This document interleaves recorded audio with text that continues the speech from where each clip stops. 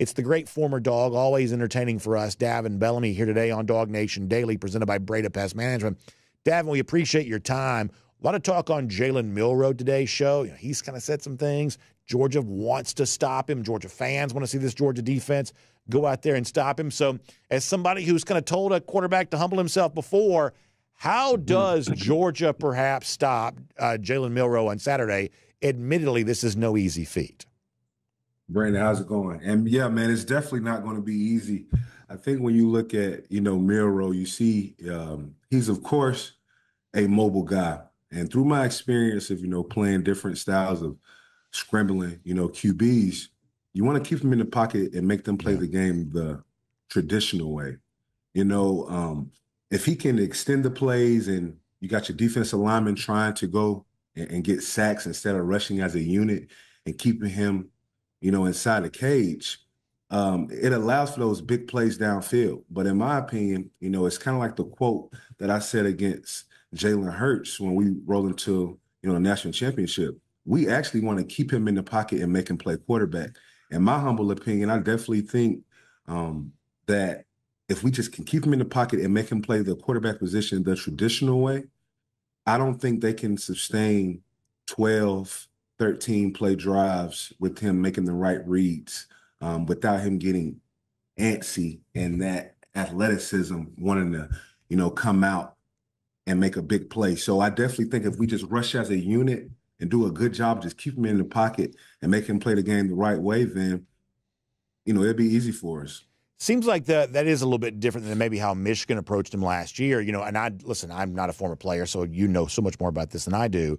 But it did seem like Michigan last year was more aggressive against Milroe than Georgia kind of was. So I kind of agree with you of like, hey, you can't let him break free because, A, that's demoralizing because you feel like you've got everything covered, and now this guy just goes and makes something out of nothing, and B, he's just really, really dangerous as a runner. But at the same time, man, I like sacking quarterbacks. I like seeing quarterbacks, brought down to the ground. And I do think there are a lot of Georgia fans who hope that in the midst of keeping him in the pocket, you still can find some way to kind of get after him, in some way to create negative plays, because it just seems like Georgia's at its best when it's doing some version of that. Right. But when it comes to sacks, sacks are like, touchdowns, for a running back. Everyone wants everyone wants a touchdown, but not everyone is as excited as a 4-yard first down game, on the run, when it's really basically, the same thing. And I say that to say, we talk about sacks, but the main job for the defensive line is to affect the quarterback. If you get them on the ground and doing that, then that's just an A+. But you can still get an A grade in affecting, the quarterback if that's knocking him off his spot where he has to scramble and now he can't deliver the ball to his first read. If that is pushing the lineman back into him and now he can't follow through with his arm and now he hits his thumb on the guard's helmet and now he's out for the game. So in my opinion, just affecting the quarterback is more important. And to do that, you have to basically just take away what they're not comfortable at. And with him, maybe sacks don't change the game. What changed the game for him is making him play the position like a quarterback in certain program, play the position.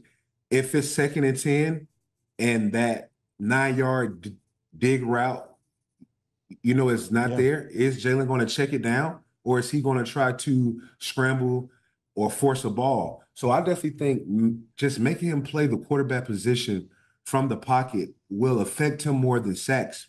Because when you try to get sacks, man, you got to burn the edge. Mm-hmm. And sometimes you get pushed by the quarterback and you got 4 guys, trying to get a sack. But when 4 guys rush as a group to keep a quarterback caged, and what we like to say, kind of like we used with Baker Mayfield, was make him throw for a whale.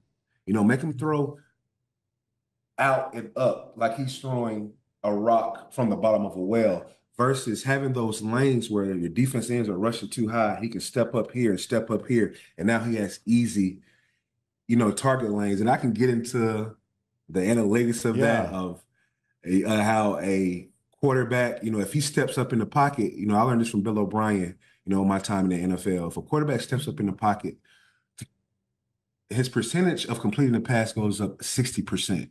Wow, what an interesting. So when you're dealing with a quarterback, you want to take away those gaps where he steps up here and here, and now he can go here and here. You kind of want him always back up, and make him throw from a well. And I just think if we can do that and just create a chaotic cage, not guys trying to get sacks, but a chaotic cage, I definitely think, he'll give us at least 2 picks. What an interesting evaluation, Davin. I'm really glad I asked you that because I think that's a really sharp point to make. Right. And we can all see that, right? If you're kind of back like this, I'm left-handed, but if you're back like this, trying to release the ball, I mean, obviously that's not as good of a throwing angle. And if you can create bodies in front of him that kind of force him to make the awkward throwing angle, it is a more difficult throw, right?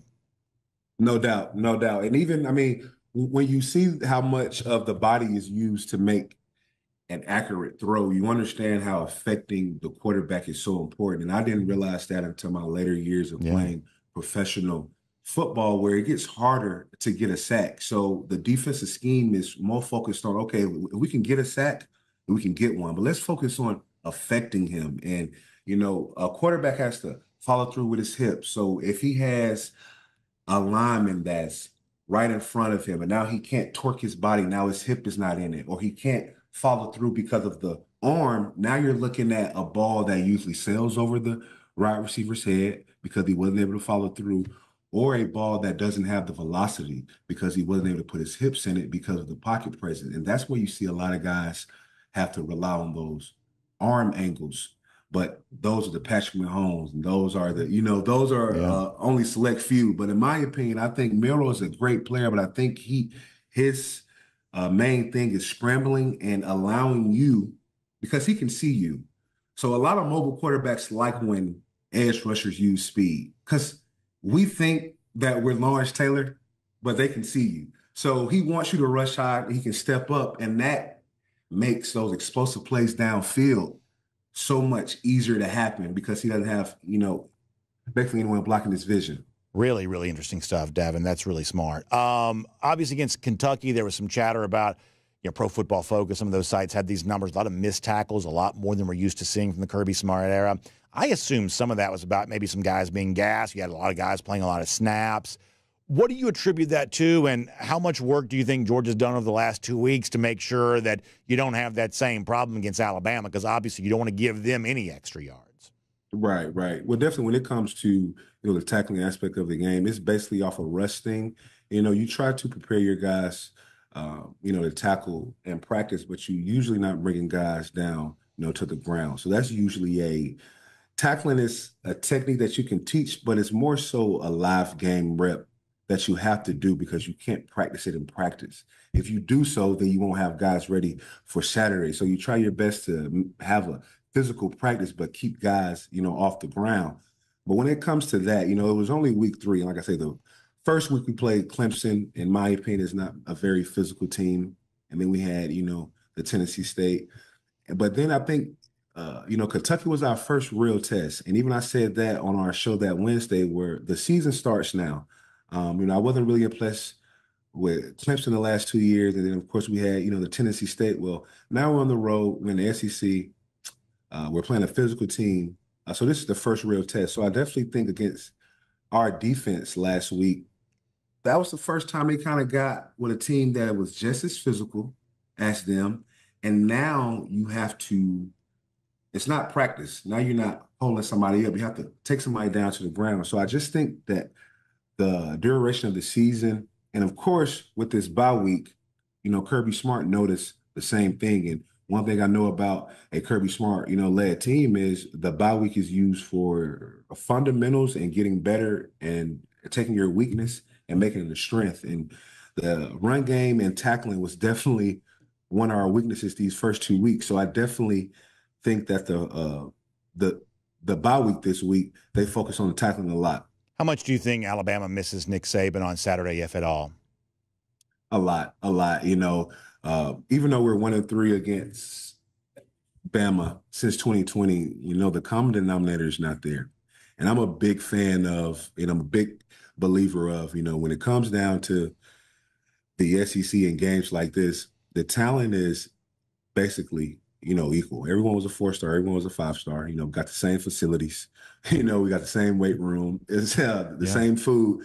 This comes down to the coaching. And, probably Kirby Smart would never admit this, but we all know that, probably the only coach that Coach Smart stood across from the sideline and thought, okay, at halftime, this guy may make better adjustments than me. This guy may be the better coach. Even though he'd never admit that, we all know that, Nick Saban is, that guy that if you was going to say, name 2 coaches that you think are better than Kirby Smart, he may be the one that you name.